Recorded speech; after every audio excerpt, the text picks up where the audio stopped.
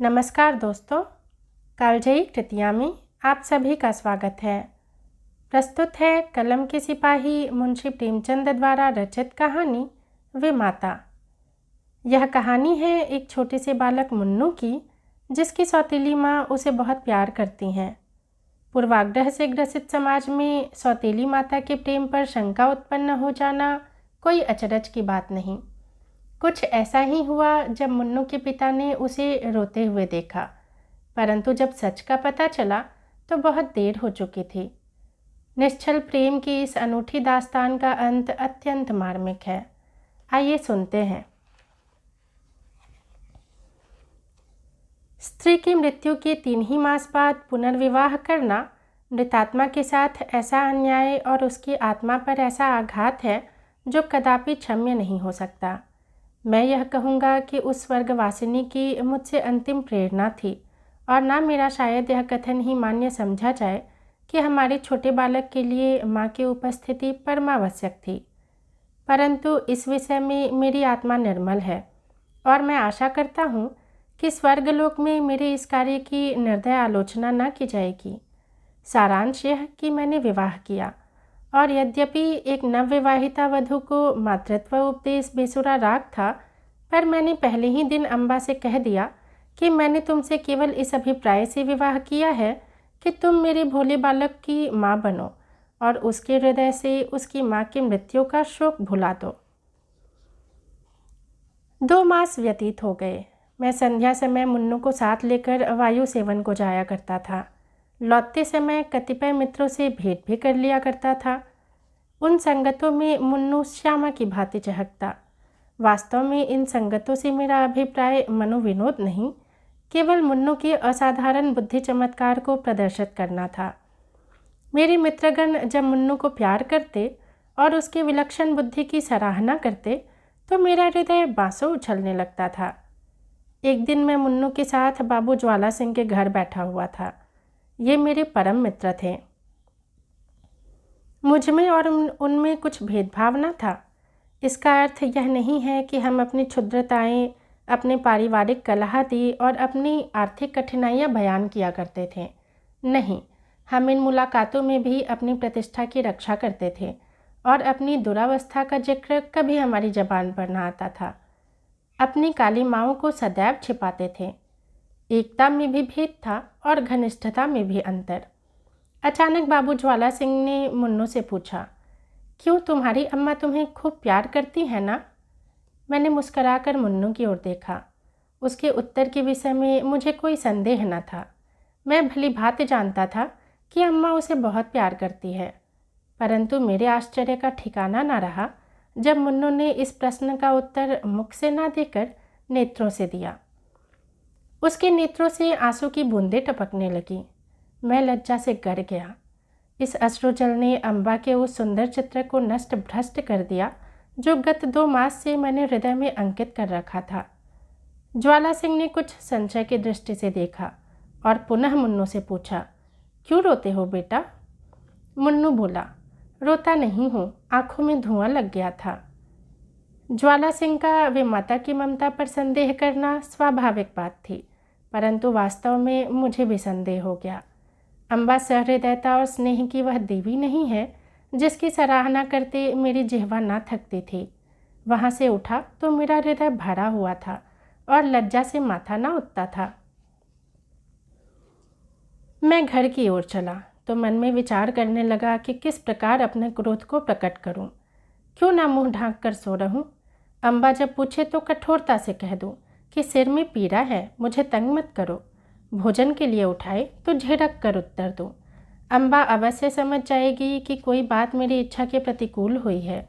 मेरे पांव पकड़ने लगेगी। उस समय अपनी व्यंग्यपूर्ण बातों से उसका हृदय बेध डालूंगा। ऐसा रुलाऊंगा कि वह भी याद करे। पुनः विचार आया कि उसका हंसमुख चेहरा देखकर मैं अपने हृदय को वश में रख सकूंगा या नहीं। उसकी एक प्रेमपूर्ण दृष्टि, एक मीठी बात, एक रसीली चुटकी मेरी शिलातुल्य रुष्टता के टुकड़े टुकड़े कर सकती है, परंतु हृदय की इस निर्बलता पर मेरा मन झुंझला उठा। यह मेरी क्या दशा है? क्यों इतनी जल्दी मेरे चित्त की काया पलट गई? मुझे पूर्ण विश्वास था कि मैं इन विदुल वाक्यों की आंधी और ललित कटाक्षों के बहाव में भी अचल रह सकता हूँ। और कहाँ अब यह दशा हो गई कि मुझ में साधारण झोंके को भी सहन करने का सामर्थ्य नहीं। इन विचारों से हृदय में कुछ दृढ़ता आई। तिस पर भी क्रोध की लगाम पग पग पर ढीली होती जाती थी। अंत में मैंने हृदय को बहुत दबाया और बनावटी क्रोध का भाव धारण किया। ठान लिया कि चलते ही चलते एकदम से बरस पड़ूंगा। ऐसा ना हो कि विलंब रूपी वायु इस क्रोध रूपी मेघ को उड़ा ले जाए। परंतु ज्यों ही घर पहुंचा, अम्बा ने दौड़कर मुन्नू को गोदी में ले लिया और प्यार से सने हुए कोमल स्वर में बोली, आज तुम इतनी देर तक कहाँ घूमते रहे? चलो देखो, मैंने तुम्हारे लिए कैसी अच्छी अच्छी फुलौरियाँ बनाई हैं। मेरा कृत्रिम क्रोध एक क्षण में उड़ गया। मैंने विचार किया, इस देवी पर क्रोध करना भारी अत्याचार है। मुन्नू अबोध बालक है। संभव है कि वह अपनी माँ का स्मरण कर रो पड़ा हो। अम्बा इसके लिए दोषी नहीं ठहराई जा सकती। हमारे मनोभाव पूर्ण विचारों के अधीन नहीं होते। हम उनको प्रकट करने के निमित्त कैसे कैसे शब्द गढ़ते हैं, परंतु समय पर शब्द हमें धोखा दे जाते हैं और वे ही भावनाएं स्वाभाविक रूप से प्रकट होती हैं। मैंने अम्बा को ना तो कोई व्यंग्यपूर्ण बातें ही कहीं और ना क्रोधित हो मुख ढांक कर सोया ही, बल्कि अत्यंत कोमल स्वर में बोला। मुन्नू ने आज मुझे अत्यंत लज्जित किया। खजांची साहब ने पूछा, तुम्हारी नई अम्मा तुम्हें प्यार करती हैं या नहीं? तो ये रोने लगा। मैं लज्जा से कर गया। मुझे तो स्वप्न में भी यह विचार नहीं हो सकता कि तुमने इसे कुछ कहा होगा, परंतु अनाथ बच्चों का हृदय उस चित्र की भांति होता है जिस पर एक बहुत ही साधारण पर्दा पड़ा हो। पवन का साधारण झोंका भी उसे उठा देता है। ये बातें कितनी कोमल थीं, तिस पर भी अम्बा का विकसित मुखमंडल कुछ मुरझा गया। वह सजल नेत्र होकर बोली, इस बात का विचार तो मैंने यथासाध्य पहले ही दिन से रखा है, परंतु यह असंभव है कि मैं मुन्नू के हृदय से माँ का शोक मिटा दूँ। मैं चाहे अपना सर्वस्व अर्पण कर दूँ, परंतु मेरे नाम पर जो सौतेलेपन की कालीमा लगी हुई है वह मिट नहीं सकती। मुझे भय था कि इस वार्तालाप का परिणाम कहीं विपरीत ना हो, परंतु दूसरे ही दिन मुझे अम्बा के व्यवहार में बहुत अंतर दिखाई देने लगा। मैं उसे प्रातःकाल सायंकाल पर्यंत मुन्नू की ही सेवा में लगी हुई देखता, यहाँ तक कि उस धुन में उसे मेरी भी चिंता न रहती थी। परंतु मैं ऐसा त्यागी न था कि अपने आराम को मुन्नू पर अर्पण कर देता। कभी कभी मुझे अम्बा की यह अश्रद्धा ना भाती, परंतु मैं भूलकर भी इसकी चर्चा न करता। एक दिन मैं अनियमित रूप से दफ्तर से कुछ पहले ही आ गया। क्या देखता हूँ कि मुन्नू द्वार पर भीतर की ओर मुँह किए खड़ा है। मुझे इस समय आँख में चौनी खेलने की सूझी। मैंने दबे पांव पीछे से जाकर उसके नेत्र मूंद लिए, पर शोक, उसके दोनों गाल अश्रुपूरित थे। मैंने तुरंत दोनों हाथ हटा लिए। ऐसा प्रतीत हुआ मानो सर्प ने डस लिया हो। हृदय पर एक चोट लगी। मुन्नू को गोद में लेकर बोला, मुन्नू क्यों रोते हो? यह कहते कहते मेरे नेत्र भी सजल हो आए। मुन्नू आंसू पीकर बोला, जी नहीं, रोता नहीं हूँ। मैंने उसे हृदय से लगा लिया और कहा, अम्मा ने कुछ कहा हो तो नहीं? मुन्नू ने सिसकते हुए कहा, जी नहीं, मुझे वह बहुत प्यार करती हैं। मुझे विश्वास न हुआ। पूछा, वह प्यार करती तो तुम रोते? उस दिन खजांची के घर भी तुम रोए थे। तुम मुझसे छिपाते हो। कदाचित तुम्हारी अम्मा अवश्य तुमसे क्रुद्ध हुई हैं। मुन्नू ने मेरी ओर कातर दृष्टि से देखकर कहा, जी नहीं, वह मुझे बहुत प्यार करती हैं, इसी कारण मुझे बारंबार रोना आता है। मेरी अम्मा मुझे अत्यंत प्यार करती थी, वह मुझे छोड़कर चली गई। नई अम्मा उससे भी अधिक प्यार करती हैं, इसीलिए मुझे भय लगता है कि उसकी तरह यह भी मुझे छोड़कर ना चली जाए। यह कहकर मुन्नू पुनः फूट फूट कर रोने लगा। मैं भी रो पड़ा। अम्बा के इस स्नेहमय व्यवहार ने मुन्नू के सुकोमल हृदय पर कैसा आघात किया था। थोड़ी देर तक मैं स्तंभित रह गया। किसी कवि की यह वाणी स्मरण हो आई कि पवित्र आत्माएं इस संसार में चिरकाल तक नहीं ठहरती। कहीं भाभी ही इस बालक के जिह्वा से तो यह शब्द नहीं कहला रही। ईश्वर ना करे कि वह अशुभ दिन देखना पड़े, परंतु मैंने तर्क द्वारा इस शंका को दिल से निकाल दिया। समझा कि माता की मृत्यु ने प्रेम और वियोग में एक मानसिक संबंध उत्पन्न कर दिया है और कोई बात नहीं है। मुन्नू को गोद में लिए हुए अम्बा के पास गया और मुस्करा कर बोला, इनसे पूछो क्यों रो रहे हैं। अम्बा चौंक पड़ी। उसके मुख की कांति मलिन हो गई। बोली, तुम ही पूछो। मैंने कहा, यह इसलिए रोते हैं कि तुम इन्हें अत्यंत प्यार करती हो और इनको भय है कि तुम भी इनकी माता की भांति इन्हें छोड़कर ना चली जाओ। जिस प्रकार गर्द साफ हो जाने से दर्पण चमक उठता है, उसी भांति अम्बा का मुखमंडल प्रकाशित हो गया।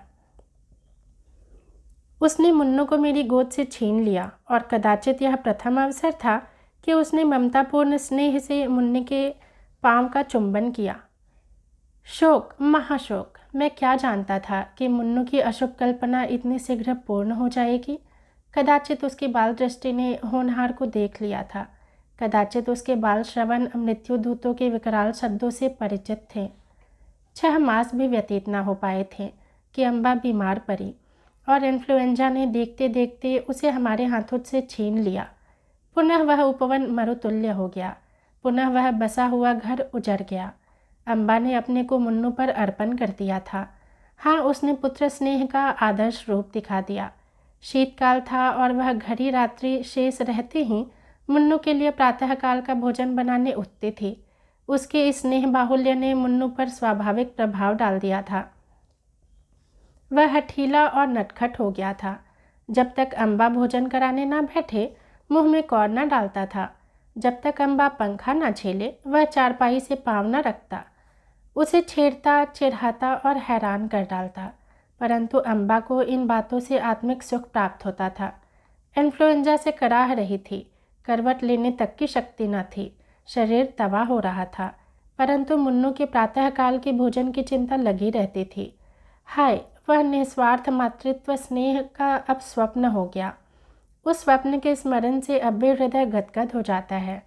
अम्बा के साथ मुन्नू का चुलबुलापन तथा बाल क्रीड़ा विदा हो गई। अब वह शोक और नैराश्य की जीवित मूर्ति है। अब वह नहीं रोता। ऐसा पदार्थ खोकर अब उसे कोई खटका, कोई भय नहीं रह गया। धन्यवाद।